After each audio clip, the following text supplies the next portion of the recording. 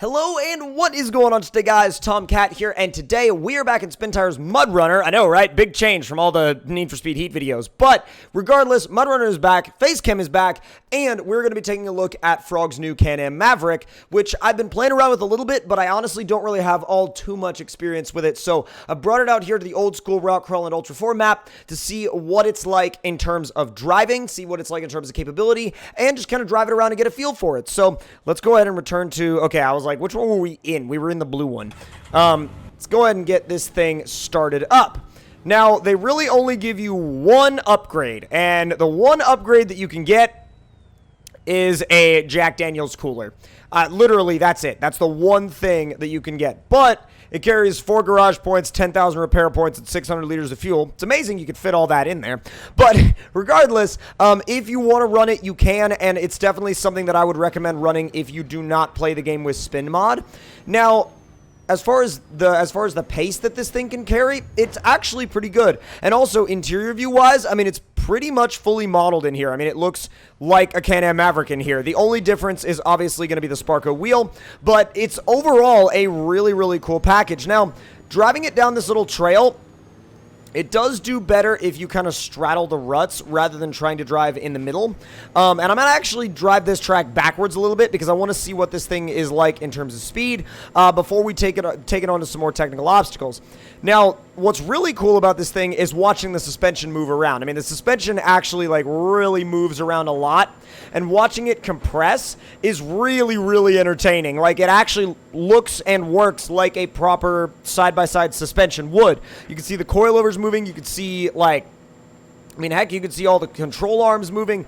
You can see everything moving, and it really does a good job of, wow, the brakes are good. It really does a good job of putting that detail out there and really just like making you feel like it's a proper side-by-side. You can see the same goes for the front suspension. The front suspension is also very, very detailed.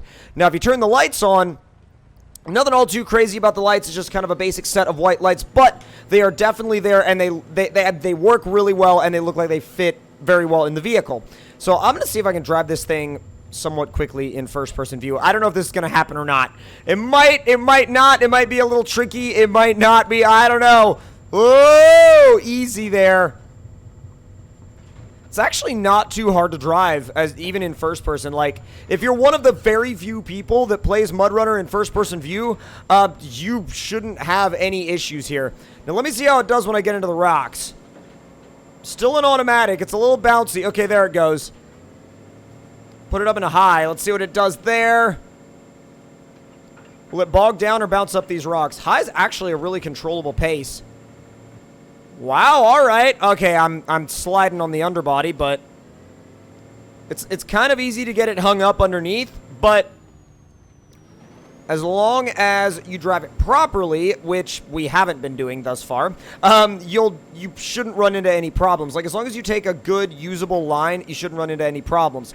That being said, though, it's very easy to get this thing beached on the underbody. It really, really is. Now, as far as driving this thing goes, I mean, it's a little bit different than driving a lot of the things I'm used to driving. I'm used to driving a lot of solid axle rigs, and this being a independent suspension rig, you have to drive it a little differently in terms of the lines you take when you're trying to crawl. But, I mean, once you get used to it, it's not bad or anything like that. It's definitely something you can get used to. Let's see if I can do it a little bit quicker now. Oh, nope. See, I'm going to have to get used to what its limits are. I don't really know the limits of the vehicle yet, and I think once I get a little bit more used to the limits, then I'll have a better idea of what it can and can't take on. So let's try. Low 3 and high are actually not that different from each other in pace. I mean, they're obviously high is going to be a little bit faster, but low 3 is not even all that much faster. Or, well, all that much slower.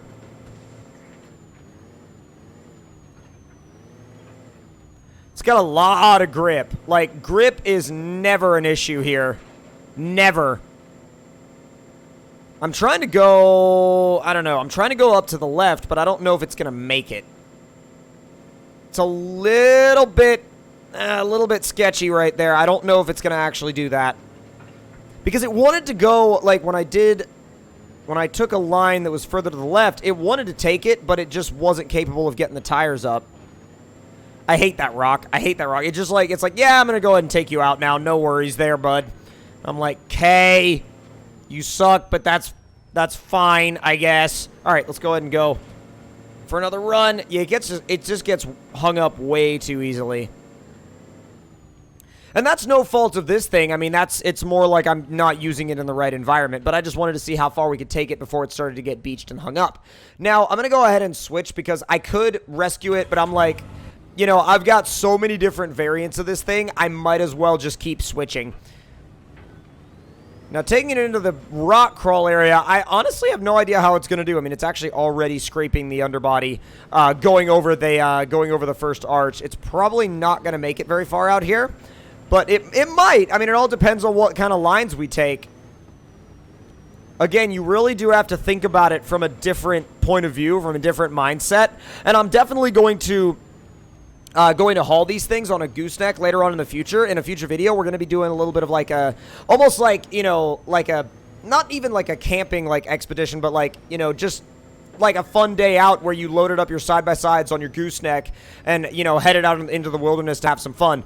That's definitely going to be something I want to do with these things.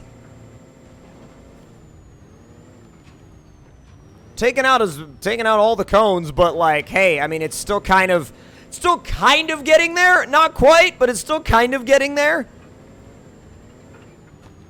See, it'll get hung up, and then you can, you know, you'll adjust it a little bit, and it'll be fine. So it all comes down to what line you take, and the line you take in this thing is very, very important. And also, too, I mean, you're running a smaller tire than, you know, you would be in like a crawler or a big Jeep or something. But again, you know, it's a side-by-side. It's not a big Jeep, so you do have to kind of be conscious of the fact that your tires, yeah, they're gonna be smaller. What if I can hit this a little bit more, like, diagonally and then try to kind of... Oh! That kind of worked. Kind of worked. It's trying hard. It's trying really, really, really hard. You have to kind of work the steering a little bit, but it will do it. It's like there's a couple of times when it'll feel like it doesn't want to do it, but it will do it. You just got to continue to persuade it. Oh god, I don't know how it's going to feel about a section like this. It's going to do it. Yeah, I mean, will it negotiate it? Yes. I mean, is it the best thing to use to negotiate it? Probably not, but you know what? The fact that it'll do it is still, like, really freaking cool to me. So I'm going to actually try a couple of other obstacles real quick because I want to see what this thing's... Like I said, I want to fully test the capabilities. And the tires, it should have absolutely no problem with. Like, I will be really surprised if it has an issue with the tires. You got to kind of, like, squeeze it up onto just about everything. That is actually kind of a good look at the flex of this thing, and it's a lot of flex. I mean, especially for an independent suspension rig, I mean, it's a lot of flex. It's definitely no slouch when it comes to the amount of flex that this thing can give you. That being said, though, I think we might be stuck. Just trying to very easily nudge it out of there. There we go. Not bad. It may not like this. You have to do it diagonally, but it definitely, like, it'll do it. It definitely doesn't like it, but it'll do it. I'm going to try and bounce over as much of that as I can, which wasn't much. Admittedly, it wasn't much. And I think I kind of knew that going in. I was like, you know, I'm going to go for it, and I'm going to try and bounce up over as much of it as I can, but, like, I don't know how much of it I'm actually going to be able to jump over. Yeah, it's almost like you have to do this weird, like, you kind of have to, like, spider crawl everything almost, like, and avoid any obstacles that could catch the underside of the rig. But as long as you do that, I mean, you could kind of almost, like, you know, you can almost kind of, like, scramble up everything like a small insect. It really is a different type of wheeling. It is a different type of gameplay that I'm not used to, but it's kind of fun. I'm kind of digging it. These logs will probably pose a bit of an issue, though. They're already posing a bit of an issue. Oh, yeah, they're already posing a bit of an issue. It doesn't even want to back up. Yeah, wow, okay. It doesn't even want to back up. So I think we may have found it. Wait a minute. I'm going to actually attempt to... I can bring the green one over here. All right, so now that I've got the green one, I'm going to see if I can take maybe a different line or a better line. Maybe make it work a little bit better. Or not, or beach it again on another log. Yeah, I think these logs might be sort of a bit of a downfall for these things, but again, they weren't made for this. I just wanted to see how far I could push them before they got, you know, beached or stuck or whatever. But on every other obstacle, they actually did really, really, really well. Now, in the future, like I said, I'm going to be doing a video where we load these up on a gooseneck trailer and actually, you know, take them out into the wilderness to have some fun with it, a little bit of like a role play type deal. But if you guys enjoyed this video, make sure to click that like button. Let me know in the comment section below what you guys thought of it. Check out the mod. It'll be linked below to the Steam Workshop. And if you're new to the channel, make sure to subscribe, and I will see you guys in the next one. Talk to you guys later.